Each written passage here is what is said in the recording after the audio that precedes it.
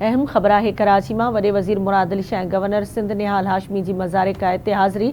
अज कौम यौम पाकिस्तान मल्हाए रही है।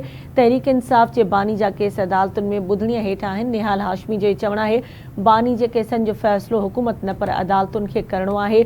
अज जो ॾींहुं पाकिस्तान की तारीख़ जो अहम तरीन ॾींहुं है। सिंध असेंबली सभ खां पहिरियां करारदाद पाकिस्तान मंजूर कयो। मुराद अली शाह जो चवण है पाकिस्तान के क़याम खां अज ताईं केतरनि ई ॾुखियानि खे मुंहुं ॾिनो आहे। शहीद ज़ुल्फ़िकार अली भुट्टो जे करे पाकिस्तान जो दिफ़ा मज़बूत थियो आहे। शहीद बेनज़ीर भुट्टो जे ॾिनल मिज़ाइल प्रोग्राम सबब दुश्मन ड्रिनल आहे।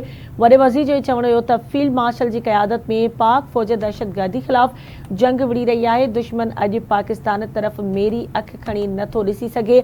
ख़िते में इन वक्त जंग वारी सूरतहाल है। कौम के मुतहद रहणो पवंदो। कश्मीरी भेनरूं भाइर वॾे अरसे खां भारतीय ज़ुल्मनि मां गुज़रनि पिया। वडे वज़ीर जो चवण हो त फ़लस्तीन जा माण्हू हिन वक्त ताईं ज़ुल्मनि खे मुंहुं ॾेरिया आहिनि। जॾहिं त गैस की लोड शेडिंग रुगो सिंध न पर सॼे मुल्क में थी रही है। वडे वज़ीर जो चवण हो त इहो तय आहे त गैस पैदा कंदड़ इलाइक़े जो वधीक हक़ हूंदो आहे।